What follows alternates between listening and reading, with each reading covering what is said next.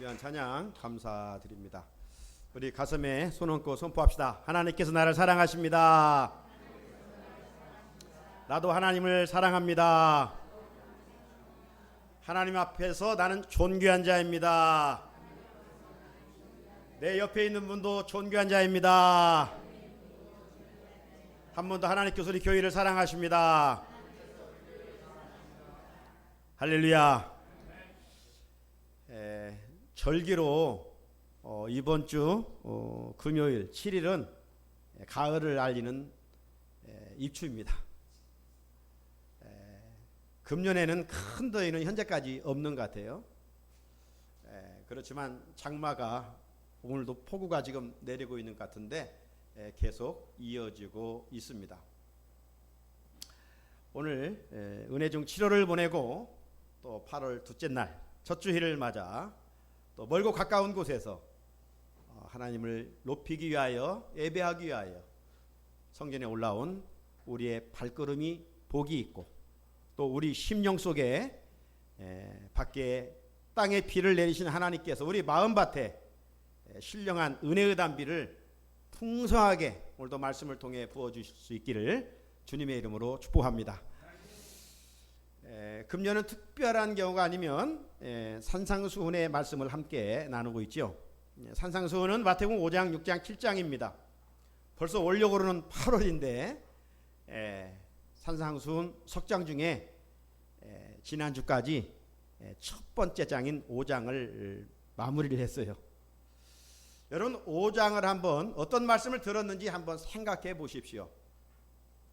팔복에 대한 말씀부터 시작해서 너희는 세상의 소금이다 빛이다 이런 말씀들, 그리고 살인법, 간음법, 이혼법, 보복법 이런 말씀들에 대한 율법에 대한 근본 정신을 예수님께서 말씀해 주시는 가운데 이 5장의 마지막 결론 부분은 우리로 하여금 좀 세상 사람들과는 좀 다르게 정말 우리 본성으로는 할 수 없는 원수까지도 사랑해보고 너를 힘들게 하는 자를 품고 기도해봐라. 그런 말씀들, 그런 사람들이 하나님과 같은 온전한 사람이다. 이런 말씀들로 5장을 마쳐줬습니다. 이 5장에서 예수님이 말씀하신 것을 한마디로 요약해보면 우리 그리스도인의 내면적이고 도덕적인 삶의 기준에 대한 말씀이었다라고 할 수가 있습니다. 말로만 사랑하지 말고 구체적인 율법의 근본 정신 사랑을 실천하라. 주님이 우리에게 말씀해 주셨습니다. 그럴 때 하나님이 우리를 통해서 영광을 받으시고 세상은 우리를 통해서 보이지 않는 하나님을 볼 수 있다라고 말씀을 드렸습니다. 아직도 내 주변에는 하나님이 어디 있어? 하나님이 있으면 한번 보여봐. 이런 소리를 하는 사람들이 있습니다. 하나님을 부정하는 이런 사람들을 어떻게 해서 저들의 강팍한 마음을 녹여 감동시켜 예수 믿고 구원받게 할 수가 있겠습니까? 우리가 반복되는 종교적인 행위로 가능할까요? 결코 그렇지 않습니다. 구체적인 실천을 우리가 삶의 자리에서 그들에게 보여줄 수 있어야 합니다. 만약 우리들이 예수 오래 믿은 지 돼서 성경 지식은 남보다 좀 더 많이 알고 있다고 그것 가지고 신앙생활을 이어간다면, 행함이 없는 믿음으로 살아간다면 이 세상은 죄로 더 오염되고 변질 되어 갈 뿐일 것입니다. 그러므로 우리는 주님의 제자로서 무엇을 붙들어야 되느냐? 말씀을 붙들어야지 율법의 껍데기를 붙들면 안 되는 거예요. 율법의 알맹이, 율법의 핵심, 율법의 내용, 이 복음의 구체적인 실천, 바로 사랑을 실천해야지 율법의 형식만 앞세우게 되면 종교인이 되어 남의 행실이 이렇다 저렇다 자기 주제 파악하지 못하고 자기 분수하지 못하고 남만 비난하고 정죄하다가 그 정죄로 하나님 앞에서의 정죄함을 피할 길이 없다는 것입니다. 자, 오늘부터는 이제 산상수훈 6장을 이어가는데요. 이 6장에서는 예수님께서 우리들이 하나님 나라 백성으로서의 신앙 생활과 관련된 윤리적인 실천 강령들을 말씀해 주시고 있습니다. 예수님 당시 바리새인들, 종교인들은 참 형식적이었어요.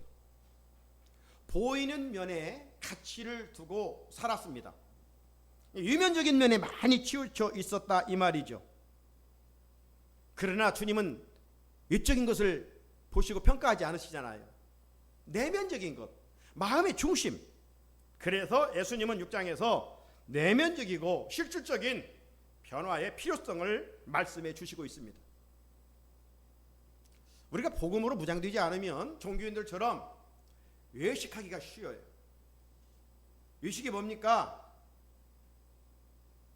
보이는 사람을 의식하는 겁니다. 신앙은 사람을 의식하는 것이 아니에요. 하나님을 의식하고 하는 것이지.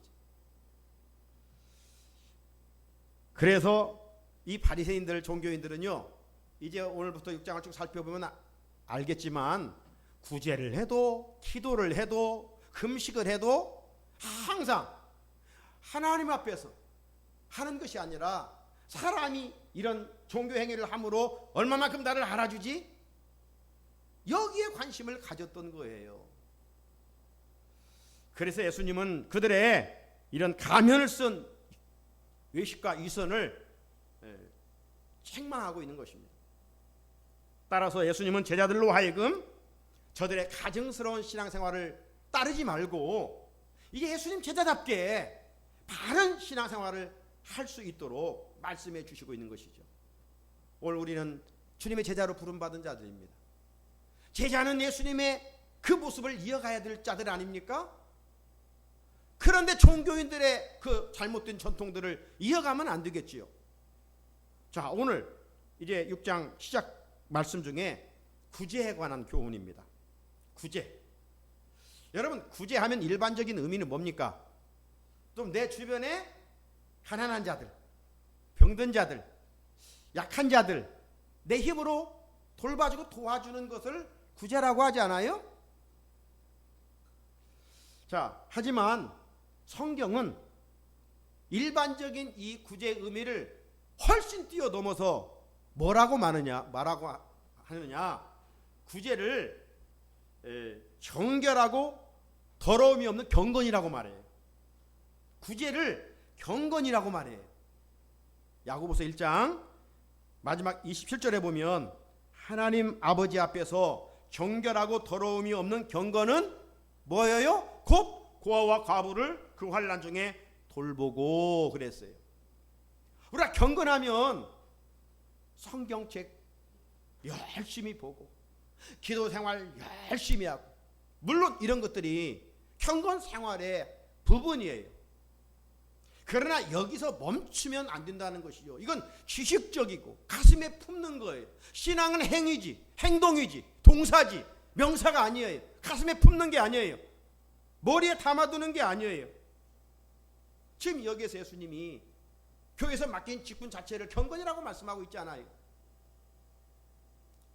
경건은 뭐냐? 환난 중에 있는 자들을 돌보는 것이다. 그들을 위해 품고 기도하고 찾아가 위로해주고 때로는 그의 필요를 채워주는 이런 구체적인 실천이 정말 예수 잘 믿는 경건한 사람이라는 거예요. 왜 그럴까요? 여러분, 종교적인 행위, 예배 생활, 기도 생활, 봉사 생활을 많이 한다 할지라도 그것이 교회라고 하는 울타리 안에 갇혀 있기만 하면 아무 의미가 없다 이 말이죠. 이런 영적인 훈련을 통해서 우리가 정말 잘 살아야 할 곳은, 그런 믿음을 구체적으로 적용할 곳은 세상 아닙니까? 그래서 예수님이 세상의 소금이고 세상의 빛이라고 했지, 교회 안에서 소금과 빛이 되라는 말씀을 하지 않으셨어요. 종교적으로 많은 행위를 할지라도 진정한 율법의 근본 정신, 사랑을 실천하지 않으면 의미가 없어요. 이런 면에서 예수님이 인정하는 참된 경건은 뭐냐? 내 주변의 작은 자들을 섬기는 것이라고 말씀하고 있어요. 자, 그렇다면 하나님은 왜 구제를 이만큼 경건이라고 할 만큼 비중 있게 말씀하시는가?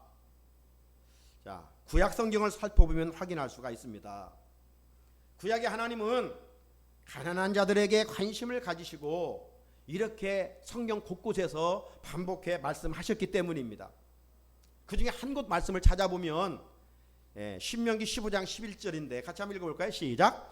땅에는 언제든지 가난한 자가 그치지 아니하겠으므로 내가 네게 명령하여 이르노니 너는 반드시 네 땅 안에 네 형제 중 곤란한 자와 궁핍한 자에게 네 손을 펼지니라. 아멘. 땅에는 언제든지 누가 존재한다고요? 가난한 자가 존재한다. 가난한 자가 존재한다는 겁니다. 선진국이 다 부유하게 사는 거 아니잖아요. 오히려 빈민층이 더 많다고 하지 않습니까? 그만큼 사람은 이기적이기 때문에 그렇습니다. 나밖에 모르기 때문에 그렇습니다. 여러분 한번 생각해 보시죠. 이 말씀은 지금 이 신명기 말씀은 모세를 통해서 이스라엘 백성들에게 주시는 말씀. 이스라엘 백성들이 누굽니까? 하나님의 선민입니다. 하나님이 남달리 사랑하셔서 택한 백성입니다. 그러면 하나님이 저들의 가는 길에 부족한 것이 있으면 다 채워주셔서 부족함이 없이 가난함이 없이 다 부유하게 살아야 마땅한 것 아니겠어요? 그런데 왜 가난한 사람이 땅에는 그치지 않다고 말씀하고 있는 것입니까? 그것은 세상에는 악한 사람들이 통치하기 때문입니다. 지도층이 바로 서지 못하기 때문입니다.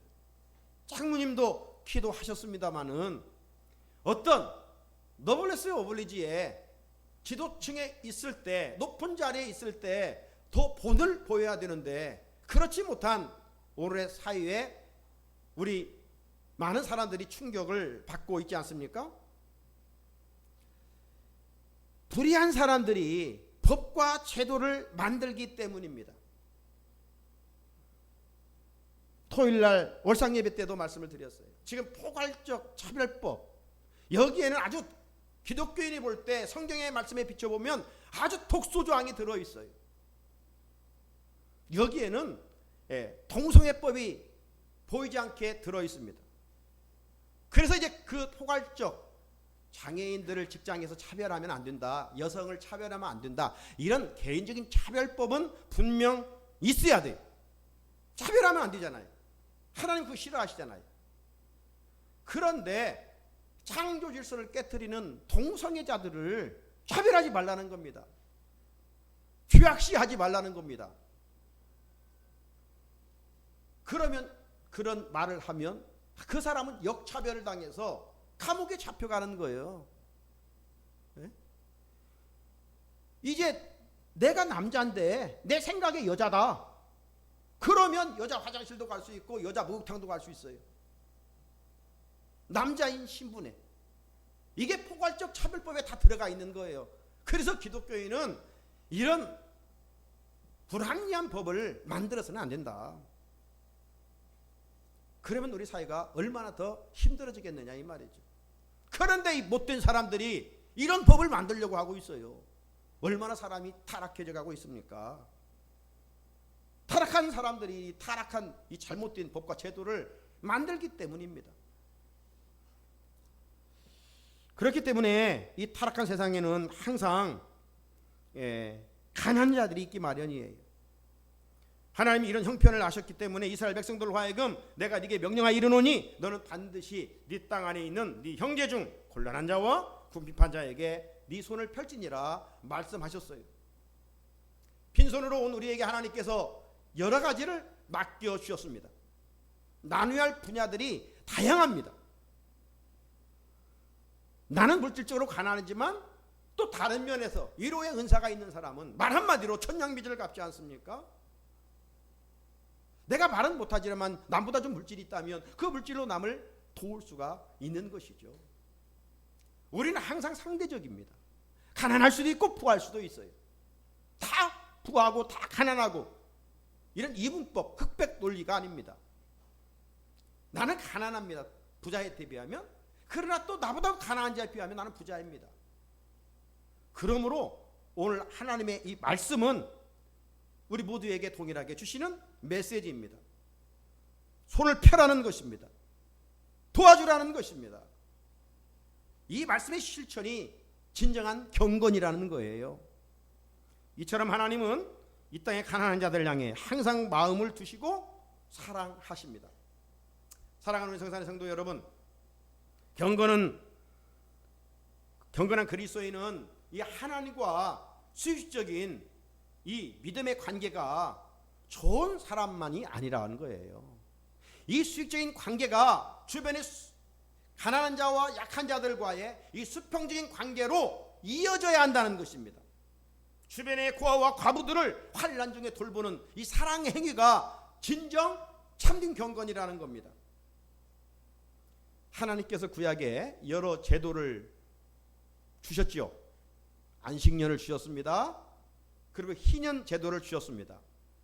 이런 제도를 만드신 이유는 인권을 보호하기 위함인 것이에요. 특별히 이런 제도를 맞아서 가난한 자들이 빚을 지고 살았는데 희년을 맞아 이제 모든 빚을 다 탕감해서 빚으로부터 자유롭게 살아갈 수 있는 기회를 하나님이 허락해 주시는 것입니다. 새 출발할 수 있도록 하시는 것이죠. 그래서 이스라엘 백성들이 처음에는 이런 제도들을 잘 지켰어요. 우리도 새해가 되면 이렇게 저렇게 하겠다 하고 마음 먹고 하잖아요. 그런데 문제는 어디에 있습니까? 이게 지속성이 약해져 간다는 것이죠. 마음 먹고 하는데 작심삼일이에요. 이스라엘 백성들도 마찬가지였어요. 처음에는 이런 제도를 따라서 주변의 약한 자들을 잘 보살폈어요. 도와주었어요. 그런데 언제부터인지 시간이 흐르면서 마음이 완악한 백성들이 하나님이 세우신 제도를 실천하지 않았습니다. 그 결과 형제 중에 가난한 사람들이 고통을 당하며 살게 됐던 것이죠. 오늘도 하나님은 이 땅의 가난한 자들을 살피시고 계십니다. 그래서 하나님은 우리에게 준 것들로 주변의 가난한 자들을 향해서 손을 펼 것을 말씀하고 있어요. 우리는 왜 손을 못 펴지요? 펴는 것 자체가 손해본다고 생각하기 때문에 그래요. 이건 인간의 산술적인 계산 방법이에요. 그러나 모든 역사를 주장하시는 하나님은 결코 그런 셈법이 아니에요.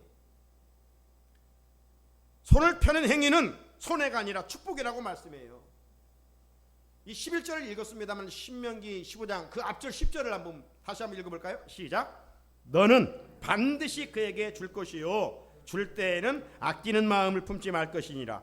이로 말미암아 네 하나님 여호와께서 네가 하는 모든 일과 네 손이 닿는 모든 일에 네게 복을 주시리라. 아멘. 하나님 말씀대로 이웃을 사랑으로 섬기는 일은 축복의 통로라는 겁니다. 시편 112편 5절에도 은혜를 베풀며 꾸어주는 자는 잘 되나니 그 일을 정의로 행하리로다 라고 했어요. 이웃에게 베푸는 일은 하나님께 꾸어주는 일이라는 거예요. 그러니 하나님께서 얼마나 많은 것으로 되돌려 주시겠느냐 이 말씀이죠. 약한 자들과 가난한 자들을 가장 잘 섬긴 한 분을 말씀드리라면 우리 예수님이십니다. 예수님은 영광의 보좌를 버리시고 스스로 이 땅에 인간의 몸을 입고 오셔서 가장 낮은 자들과 함께 하셨습니다. 예수님은 인간의 눈높이로 오셔서 소위 당한 자들 그들에게 사랑과 자비를 베푸셨습니다. 그 일을 하시기 위해 영광의 보좌를 버리시고 가장 가난한 모습으로 세상에 오시지 않았습니까? 예수님이 어디에 오셨습니까? 여관도 아니고 짐승이 태어나는 구유에 오셨습니다. 뿐만 아닙니다. 예수님이 때가 되어 공생의 사역을 시작하셨을 때 가장 먼저 성령이 임하여 그의 입을 통해서 이사야 말씀을 가지고 설교하시는데 첫 번째 메시지가 누구를 향한 메시지였느냐? 누가복음 4장 18절에 보게 되면 가난한 자들을 향하여 주의 성령이 내게 임하셨으니 이는 가난한 자에게 복음을 전하게 하시려고. 팔복에서도 심령이 가난한 자에게 그 복을 말씀하고 있지 않습니까? 가난한 자들과 병든 자들과 버림받은 자들과 예수님은 늘 함께 하셨습니다. 예수님은 종교인들에게 사람 대접받지 못하는 자들의 친구가 되어 주셨습니다. 여러분, 이 땅에 세워진 교회는 예수 그리스도의 몸입니다. 그렇다면 몸으로서의 이 땅의 교회가 세상 사람들에게 어떻게 비춰져야 하겠습니까? 두말할 것도 없이 예수님처럼 섬김의 모습으로 보여져야 마땅합니다. 지난날 한국교회는 세상과 이웃을 잘 섬겼습니다. 그 선한 영향력으로 짧은 기간에 한국교회가 정말 세계교회가 주목할 만큼 성장을 이루었습니다. 그런데 어느새 교회들이 이 아름다운 섬김의 동력을 서서히 잃어가고 있습니다. 개교의 몸집만 키워가고 개교의 담장만 높이 쌓아가고 있습니다. 물론 다는 아닙니다. 지금 어느 종교보다도 앞서 섬기는 모습은 교회입니다.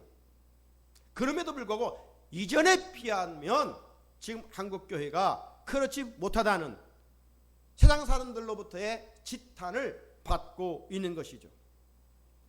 한국교회가 있는 자의 편에 선 교회가 되고 가난한 자의 편에 서지 못하는 교회가 됐다고 저들은 비난하고 있습니다. 그 결과 교회와 그리스도인들의 권위가 만추의 낙엽처럼 땅에 떨어져 짓밟힘을 당하고 있으며 복음의 능력을 나타내지 못하고 있습니다. 사랑하는 성도 여러분, 이 상황에서 누구 때문이라고 원망할 것도 없습니다. 어느 교회라고 그 교회를 향하여 화살을 쏘아댈 이유도 없습니다. 회개할 사람은 내 자신이요 우리 교회이기 때문입니다. 우리들이 주님의 마음을 품고 살아야 할 텐데 그렇지 못하고 어느덧 세상의 말세에 이기주의가 우리 마음을 지배하고 있기 때문입니다. 금년 표의 말씀으로 새롭게 하는 교회라는 이 말씀처럼 우리가 말씀으로 새롭게 회복되어 정말 주님의 정신 마음을 가지고 내 주변에 있는 약자들을 보다 더 잘 섬겨갈 수 있어야 하겠습니다.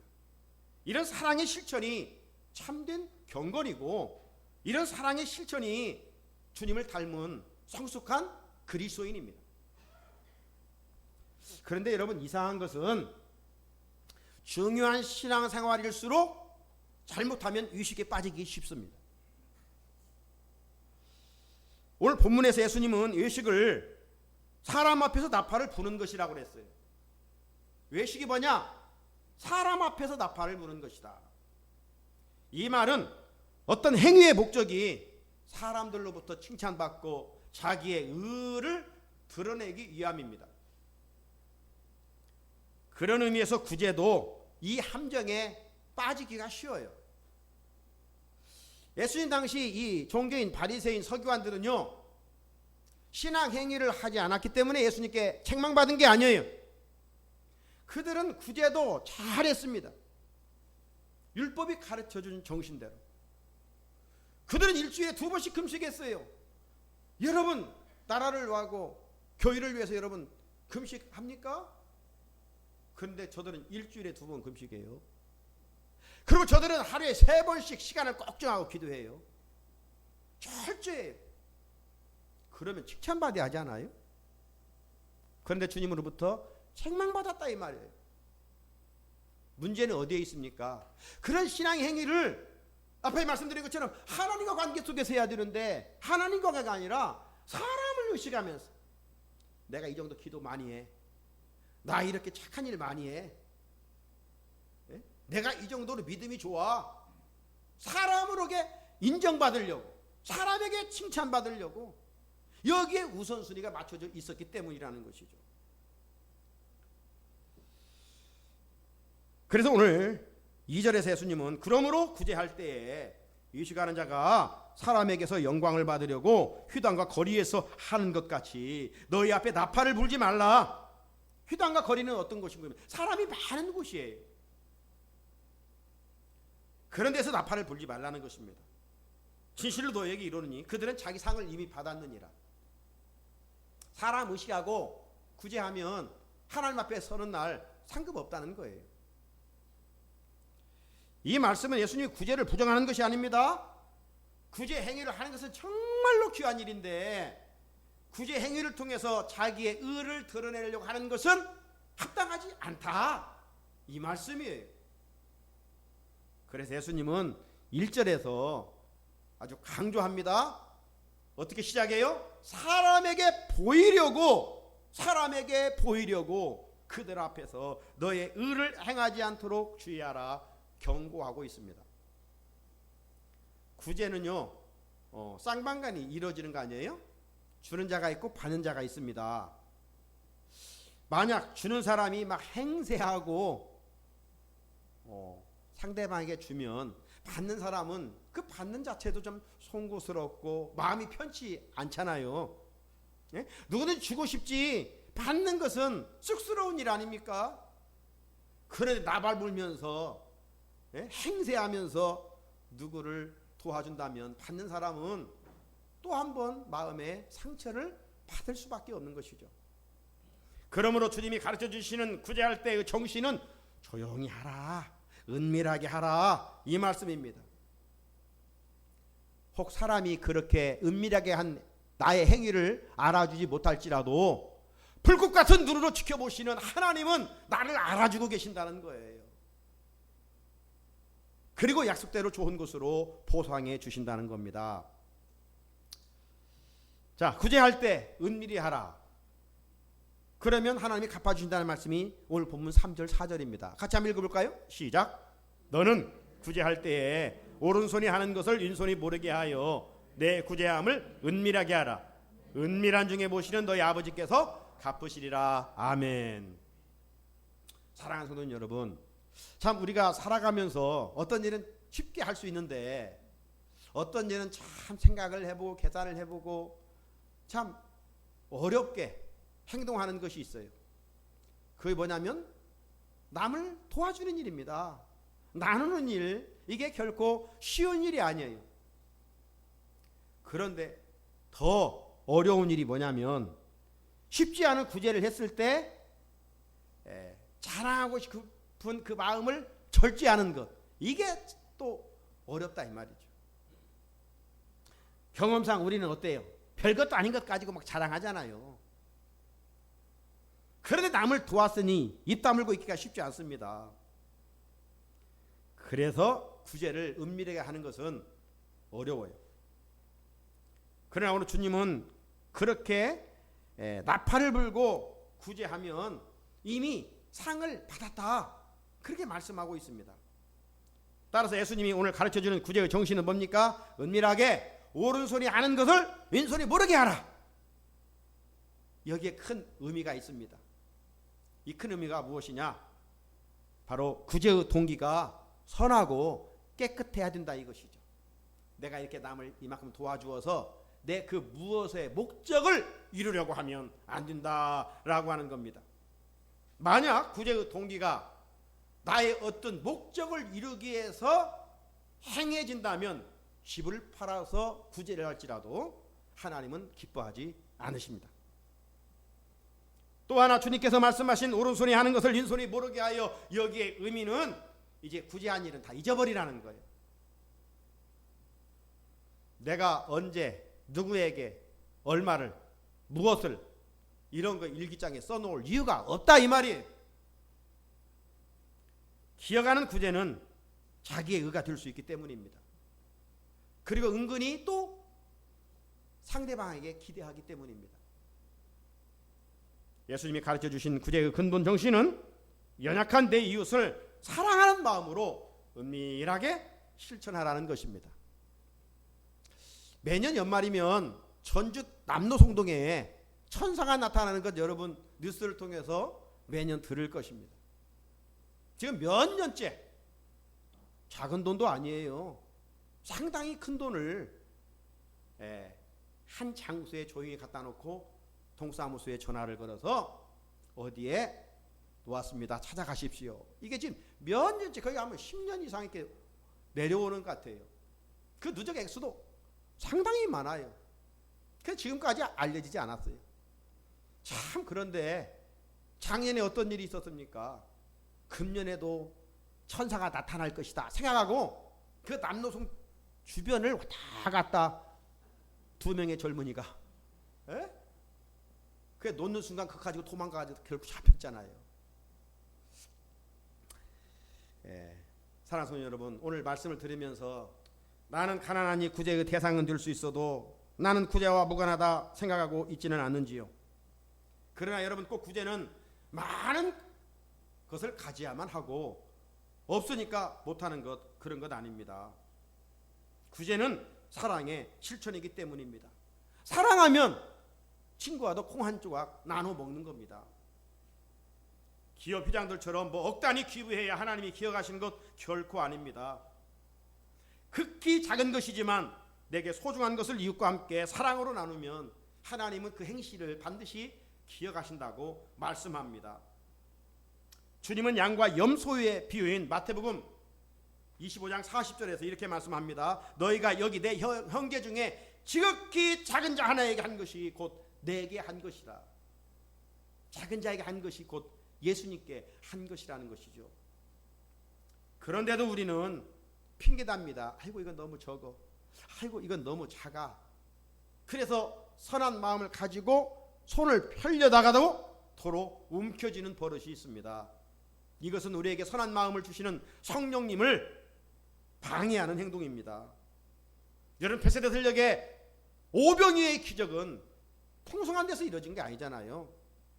그 한 소년이 점심 먹을 분량입니다. 아주 작은 것입니다. 그런데 그것으로 섬겼더니, 내놓았더니 베세다 들녘에 남자만 5,000명 먹고 12광주리가 남는 놀라운 기적이 일어나지 않았습니까? 이것이 하나님이 일하시는 방법입니다. 이처럼 작은 것이지만 우리도 효과적으로 일할 수 있는 방법이 있어요. 길이 있어요. 그것은 바로 교회 공동체를 통해서 섬기는 일입니다. 우리가 실상 남 도와주는 5,000원, 만원, 이건 때로는 부끄러워서 그냥 손을 폈다가도 다시 손을 쥐어버리잖아요. 하지만 교회 공동체를 통해서 우리가 선교헌금을 드리고 구제헌금을 드리고 장학헌금을 드리는 것은 정말 작은 것이지만 십시일반 사랑의 마음을 모으면 큰 일을 할 수가 있습니다. 마치 계곡물이 시냇물이 되고 시냇물이 마침 강물이 되고 강물이 바닷물을 이루듯이 말입니다. 그러므로 선교와 구제와 장학헌금은 부자라고 하고 가난하다고 못하는 것이 아닙니다. 이웃을 향한 말씀의 순종에 따른 사랑과 섬김의 마음만 있으면 누구든지 충분히 할 수가 있습니다. 또 구제하다 보면 우리가 탐욕으로부터 자유하게 됩니다. 또한 구제할 때 내가 누리는 것보다 몇 배나 더 큰 기쁨을 맛볼 수 있습니다. 그렇지 않고 여전히 세상 사람들의 생각처럼 본능을 따라 움켜쥐고 살면 물질 때문에 염려와 근심, 걱정이 더해 간다라고 말씀합니다. 그래서 성경은 디모데후서 6장 17절에 말씀하기를 네가 이 세대에서 부한 자들을 명하여 마음을 높이지 말고 정함이 없는 재물에 소망을 두지 말고 오직 우리에게 모든 것을 후히 주사 누리게 하시는 하나님께 두라 말씀하고 있는 거예요. 삶의 큰 기쁨은 어디에서 옵니까? 물질의 부유함에서 옵니까? 높은 권력에서 옵니까? 아니에요. 그 물질과 권력을 선하게 사용할 때, 나에게 주은 것을 조금이라도 흘러보낼 때 거기에는 엄청난 큰 기쁨이 우리 마음에 찾아오는 것을 볼 수가 있습니다. 뿐만 아니라 주님은 구제하는 자에게 이런 놀라운 축복을 약속하셨어요. 누가복음 6장 38절 주라 그리하면 너희에게 줄 것이니 곧 후히 되어 누르고 흔들어 넘치도록 하여 너희에게 안겨주리라. 씨를 심으면 30배, 60배, 100배의 증수의 축복이 있는 것처럼 우리의 손을 펴면 하나님께서 이렇게 여러모로 뒤돌려 주시고 그 후손들이 잘 되게 하시는 거죠. 구제는 축복으로 이어지는 통로입니다. 말씀을 마칩니다. 사랑하는 우리 성산의 성도 여러분, 참된 경건은 수직적인 하나님의 사랑을 수평적인 이웃사랑으로 반드시 이어지는 데 있습니다. 예수님께서 이미 앞에서 언급한 것처럼 아름다운 본을 보여주셨습니다. 이제 예수님은 이 귀한 사역을 이 땅의 교회들과 우리 그리스도인들에게 맡겨주셨습니다. 주님의 소원을 이루어드리는 교회가 아름다운 교회 공동체요, 주님의 기대에 맞게 살아가는 성도가 정말 믿음 좋은 사람 아니겠습니까? 그런데 구제할 때 기억할 것이 있다. 주님 우리에게 말씀합니다. 사람을 의식하는 의식에 빠지지 말아라. 구제할 때 내가 나타나면 안 된다. 구제한 일 기억해서도 안 된다. 구제할 때 은밀하게 하는 지혜가 필요하다라고 말씀하십니다.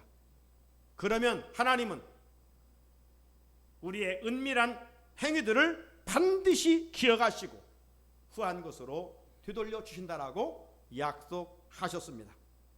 이제까지 이런 핑계 저런 핑계 대며 이웃사랑하는 일을 머뭇거렸다면 오늘 하나님의 말씀을 듣고 다시 한번 움켜쥐었던 손을 과감히 펴 이웃사랑의 구체적인 실천을 해나갈 수 있기를 바랍니다. 하나님이 행하시는 놀라운 일들을 반드시 경험하게 될 줄로 믿습니다. 걸어가신 하나님 아버지, 오늘도 우리의